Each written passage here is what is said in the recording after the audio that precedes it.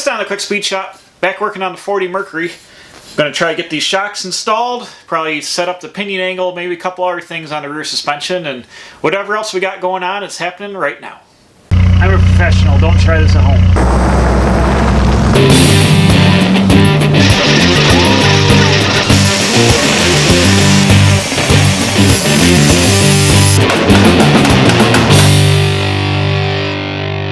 Alright, so welcome back.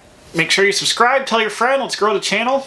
We're back on the 40 Mercury. I'm going to get right into this first thing. I'm going to throw some primer on the frame rails, which you can see is done here, but I'm going to go back in time. I'll prime the frame rails up because everything's done, and then I'll throw the rear end back in the car. And we're going to start making some shock mounts. I got some nondescript Monroe, what are these, Monroe-matics that I'm not sure what they fit. They're going to end up being the right length. I got to drill the bushing out, the eyelet out of the bottom of it here. I got to drill that out so it'll go on a bigger stud. But I think they're going to be the right length. They're like a gas-filled tube shock. They should work good. So let me get out the primer. I'll hit the frame rails real fast, and then we'll get into building these shock mounts and a cross member.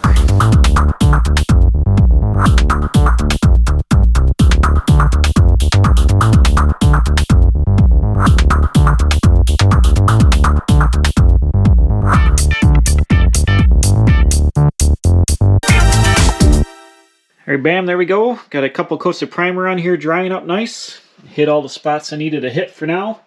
So at least the rails will be protected. So I left bare metal here in the center. That's where the cross member is going to go for the center cross member for the shock mounts.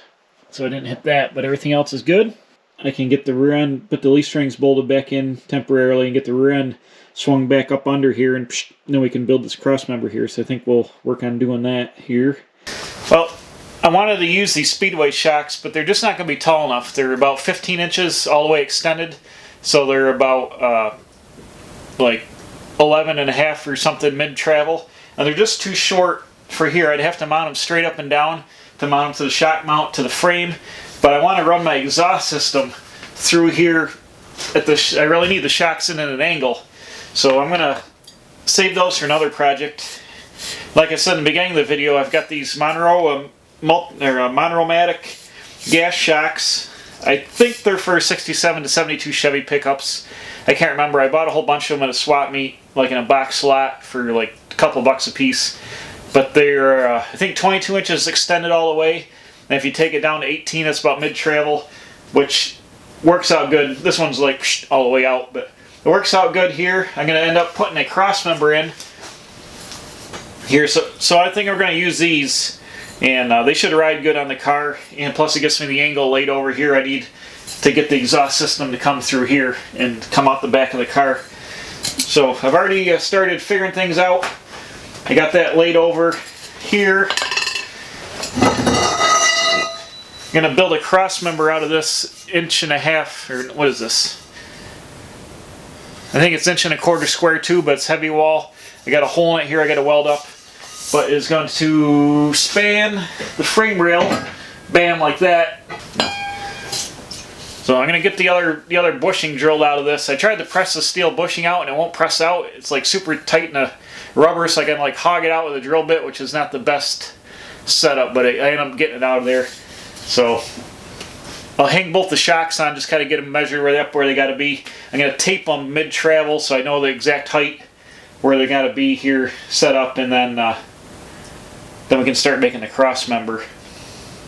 I also have to keep room for the rear gas tank because the Mustang gas tank's going to be back in here, and I need 24 inches between the back of the car and the shock mount, and then a little bit of room to play with, which I have. I just wanted to keep the gas tank's going to end up being quite a ways back in here. I thought about putting the shocks ahead of the rear end, but I don't think I need to. I could flip the mounts around down below and put them up there, but I think I'm going to put them back here like this behind the car. I think it's going to work out. So let me get this cross member. I'm just going to get this cleaned up and hold it up in here. We can mark it and get it going. Okay, I got my cross member mocked up in here. I had to hold it somehow, so I took some angle iron and just clamped it to the frame, and I got a couple of nuts jammed up under there to hold it. But I've got the shocks pulled out and marked on them with a marker there and a marker there where halfway is, and then I pulled them out about another 1/4 inch because the back of the car is going to go down a little bit. So it'll settle a little. So, but right now they're about halfway, so we got it mocked up at ride height. And you can see the angle the shocks are going to be. It's going to give a little bit of torsional or sideways action there, and up and down, obviously. But it leaves me room here for the exhaust to come through. You got about 8 inches there to bring the pipes up and over the axle here. And then the cross member is up tight, so there'll be plenty of room. So I just got to measure over on both sides. I'm going to drill through the cross member, put in a 1/2 inch bolt that's going to stick through, and the shock will go on it like a stud. And then I'll just weld the cross member right into the frame, and it should be good to go.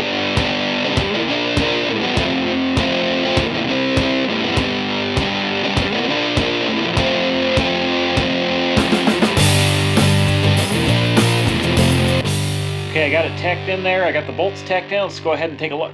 All right, you can see here, I just got it tacked. It's raised up where it was. It was sitting on that bracket, which I've removed. And I welded the 1/2 inch bolts through here, drilled them all the way through. Can you see it? Yep, all the way through there. They're coming outside, so we got both shocks on here. Let me give her a little bump test. See how it works. Oh yeah. Appears to be working. So you'll see here my marks. That's the center of the shock there, that black mark. And I pull them up about 1/2 inch or so because the car still has a bunch of weight that needs to go down on it. So when it settles down with like the gas tank, the battery, and the sheet metal here and the bumper and stuff, it'll probably go down a little bit more. So it should end up right at mid-shock travel once the rest of the weight's on the car. But these worked out good. I'm just going to take the welder and burn the cross member in all the way. I might add a little gusset, triangle gusset down there just so it doesn't push on the center of the tube. I don't know if that's necessary or not, but I might do it just because. But the thing is dialed in here and should work good.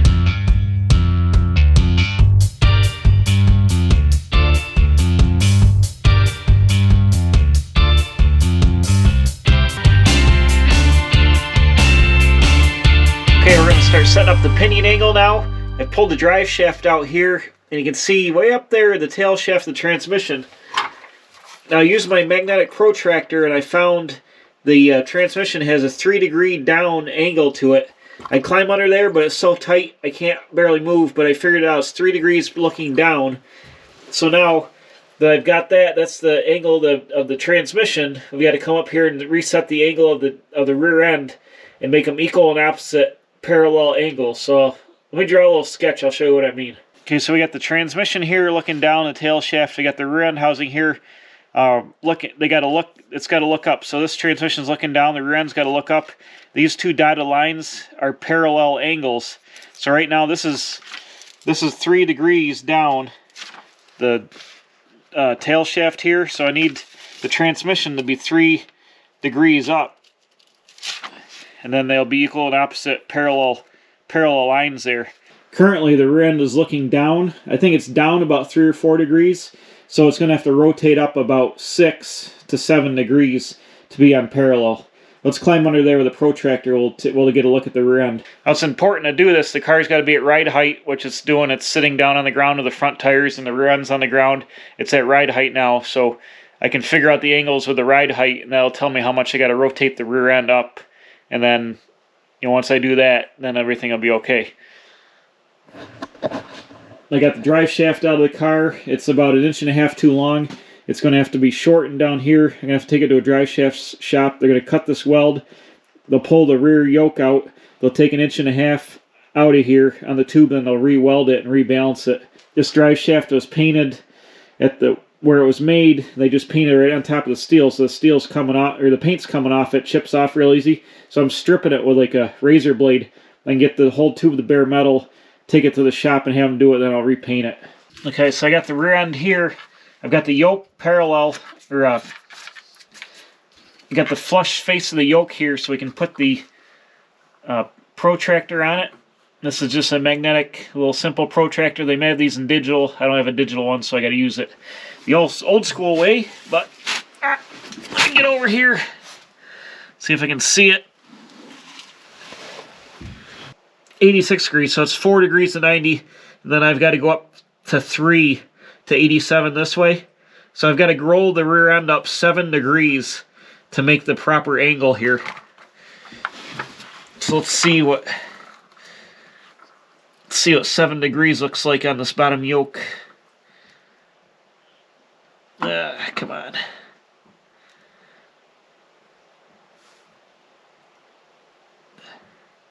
Right there, I got to come up about a 1/4 inch. All right, so the rear end has to rotate up 7 degrees, and it looks about a 1/4 inch on the yoke. So I'm not sure, but I think it'll translate into, under the axle pads here, a 1/4 inch. And I've already cut some steel billets that are about a 1/4 inch. So if I loosen the U-bolts up on the rear end and roll the rear end up, stick them billets in there, then clamp it back down, set the car back down on the tires again, that should give the proper angle of 3 degrees here looking up. And then the angles will be parallel, and we'll have the correct pinion angle here. I'm going to end up building a tapered like wedge, and I'm going to weld them right to the rear end pads. You could cut the pads off the rear end and rotate the rear end around and weld the pads back on, but it's a lot of cutting to get them off, and I think if I just build a tapered spacer, if you will, and weld it right to the pad, it'll do the same thing, and it'll be a lot less cutting and re-jingling around. So I think that's what we're going to do. Okay, I've been playing around with the shims there. I don't know if you can see. Let me get closer.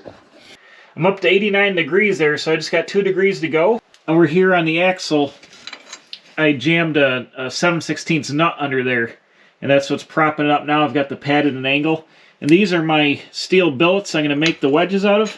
Now that almost slips under there, not quite yet, so it's got to go up a shade, and that'll give me the extra 2 degrees I need here. Being down like 1 or 2 degrees is going to be okay if I can get it close enough, because when you're under load, the pinion is torqued up, so it'll go to the proper thing, and you let off, it'll go back down. But you know, being like within 1 degree, it'll be close enough. And right now I'm at 89, so I'm just like 2 away. But when I think this has just got to go up like a tiny little bit to get under there, and that'll pick it up the extra degree or 2. So I'm gonna cut these off the width of the pad, weld them under here, and then weld a piece of flat stock down to the back of the pad and make a tapered wedge that's going to be what's going to straighten this thing out. So now the thing to do is take the rear end out of the car, weld these on here, weld the pads on the bottom, and then set it back in and bolt it back down. It should be the proper angle. Alright, got the rear end out of the car and upside down here. I got my square stock tacked on. So this is the front, obviously the front that's got to go up here. Actually, I should double check that to make sure I don't screw up. Yeah, that's the front. So I cut these pieces of plate out. It's 3/16 plate. I drilled it for 9/16 hole for the spring. And now this is going to set here and make the new bottom of the new spring pad.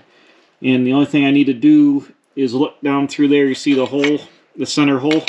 I need to eyeball it up so it's perfectly straight in line, like that, and that'll give me the perfect alignment. And I'm just going to go ahead and weld this right to the bottom of this, and this will make a new pivot, a new pad that's got the degrees I need built into it, and we should be all set for the pinion angle, and it'll be nice and sturdy and beefy there. Then I'll cut this tab off and just weld her all up nice. So that's what I did, and got to kind of wedge it in place, and we're ready to go.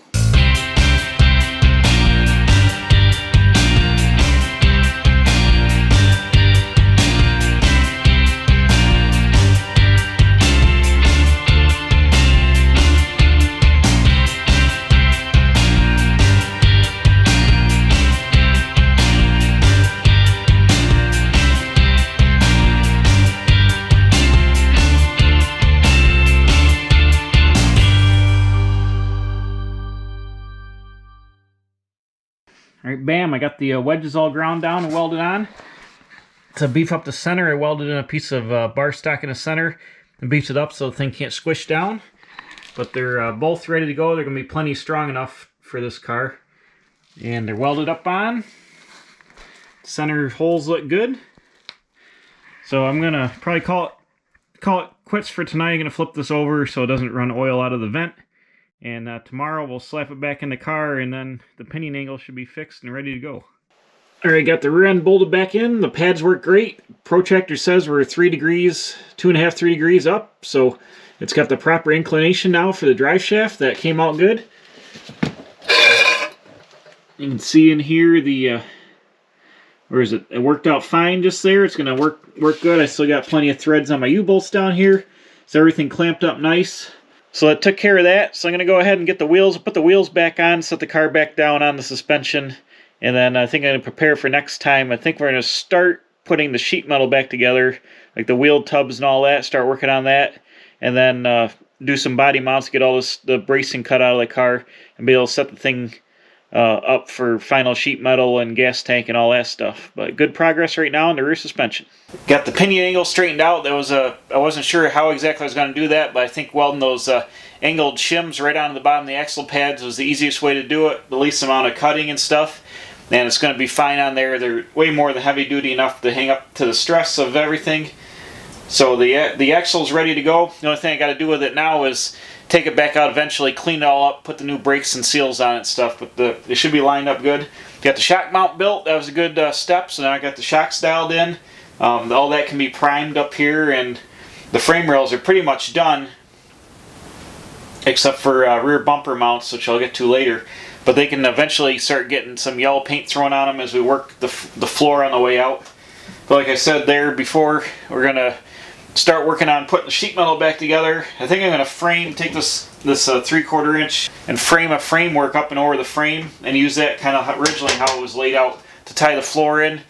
Build up there. We'll make the wheel tubs first. So I want to put a body mount up by the shock cross member to get a body mount there. And then another body mount back here in the back somewhere. But start getting that tied in, and then like work on putting the gas tank in and stuff, and trying to get the thing started to button up. Get most of the fabrication out of the way. So good progress on this video. Let's keep working on the 40 Mercury. So we'll see you next time at the Quick Speed Shop.